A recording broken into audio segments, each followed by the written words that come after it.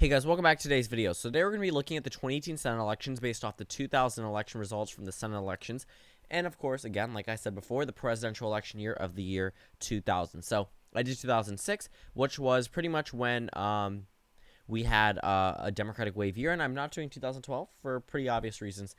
Mainly because it would be the exact same composition that we see now. And then I'm doing 2000 because I thought that was pretty interesting to see some of the results, and it was the last time this coincided with the presidential election year besides the current composition. So I thought it would be pretty interesting. I believe that this pretty much only goes for the people who actually want to see a little bit of history turned into a current map. But I get it. Most of you don't care. It's not anything analytically related. This is not my own prediction for obvious reasons, and it's not anything that I'm going to be putting my own input into. These are just pure election results from the year 2000. So actually some of these races were very, very lopsided, especially in the favor of the GOP and sometimes in the favor of the Democratic Party. We are seeing margins for candidates we typically won't see in many future elections. For example, Arizona, the current now incumbent senator that took John McCain's seat, Senator John Kyle, I believe that's how you pronounce it, is currently an Arizona incumbent senator. He was, I believe, first elected in 1994, if I am not mistaken. It could have been before that. No, it was not. So that was the first year he was elected. He left 2012. Jeff Flake takes his seat. And then Jeff Flake goes on into the general election in 2012, like I said before, and wins the seat there. But then he pretty much takes a step back from politics, goes into a whole different type of branch off into the government. But then John McCain, unfortunately, passes away, and then he is now the new senator from Arizona. So that's very interesting. He wins his election with 79% of the vote in the year 2000. Huge win for the GOP there. Over in California, Dianne Feinstein, who's actually up for re-election now. Crazy seeing her back in 2006, and yet again now seeing her in the year 2000. She actually goes back to 1992. Dianne Feinstein easily wins her election there. As for Connecticut, Joe Lieberman wins that state for the Democratic Party, was not in his own political party at that point in time. Tom Carper actually winning the seat from a GOP incumbent, so that's very interesting to see a state like that go to the Democrats from the GOP, and especially in a Republican year like 2000, which wasn't too Republican, but still the GOP was able to win the presidential election race there. Down in Florida, Bill Nelson actually won that by around 5%, so I'm still going to put that in the leaning column because it was less than 5%, but in Hawaii, easily one of the biggest margins for the Democrats in recent history. As for Indiana, a safe Republican seat. As for the state of Maine, another safe Republican seat at a 68.9% win for the GOP there. Over in Maryland, so this is a different senator, not our current senator that is up for re-election. Paul Sarbanes, I guess that's how you say it, won with 63%. Ted Kennedy won with 72.9%.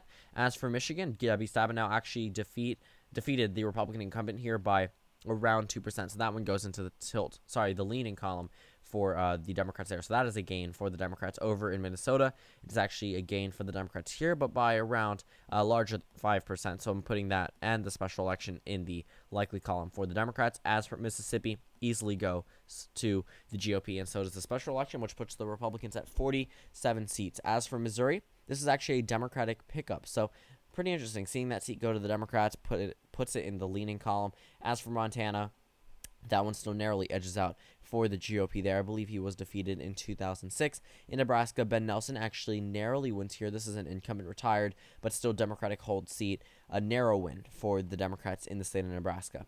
As for Nevada, still a Republican state, pretty much around nearing the safe margin, but just under by less than 1%. As for New Jersey, that would narrowly go towards the Democratic Party, which is something we could likely see in this election. New Mexico is solid for the Democrats. As for New York, another state that is actually pretty it's not in the safe column, it's actually going into the likely column. Hillary Clinton was elected this year. She is a new senator in the year 2000. In North Dakota, Kent Conrad easily wins here, putting that state in the safe column for the Republicans. So now they officially have the majority. Keep in mind, when these Senate elections results came out, the Democrats had 50 seats. But those were from states like Arkansas or Georgia or Florida or a couple of other southern states, or Tennessee even at that time, where they currently had Democratic incumbents that were adding to the Senate numbers. So based off the map now, there are some Republican seats we have yet to fill in.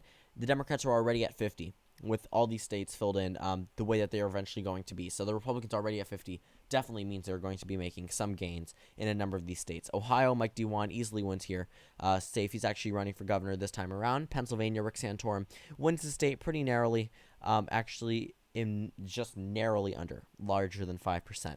Rhode Island actually under it by 0.1%. Rhode Island, Lincoln Chafee was a Republican, won here by over 15%. Rhode Island goes into the safe Republican column. Lincoln Chafee is a Democrat now. Tennessee, Bill Frist wins here. Solid state for the GOP. As for Texas, Kay Bailey Hutchinson, easy Republican state. 65%. Utah, Orrin Hatch, he is up for re-election, but he's not running for re-election. Mitt Romney's taking his place. First elected in 1976. Isn't that something? In the state of Vermont, easy Republican state, which is something weird to say today.